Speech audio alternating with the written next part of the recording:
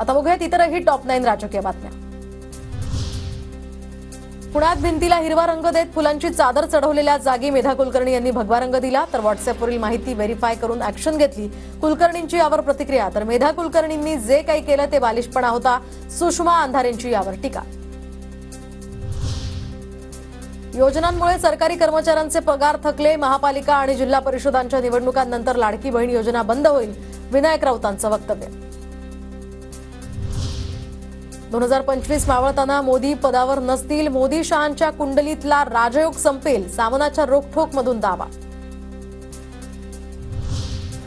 विधानसभा निवडणुकीमध्ये कट कारस्थान करून माझा पराभव केला, राम शिंदे यांचा दावा, तर विधान परिषद सभापतीपदी निवड झाल्यानंतर शिंदेंचं मतदारसंघात स्वागतानंतर बोलताना पराभव कार्यकर्त्यांना आणि मलाही मान्य नसल्याची प्रतिक्रिया।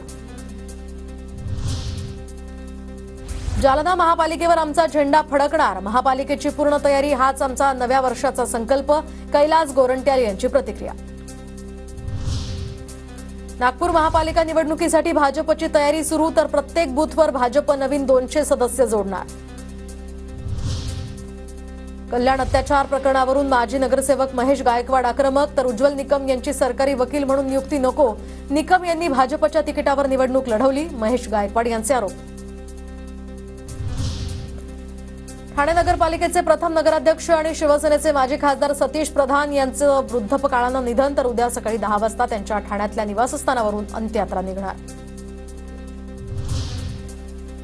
बारामतीमध्ये 15 ते 19 जानेवारी दरम्यान कृषी प्रात्यक्षिक प्रदर्शनाचं आयोजन, तर शरद पवार यांनी कृषी विज्ञान केंद्रामध्ये केली याची पाहणी।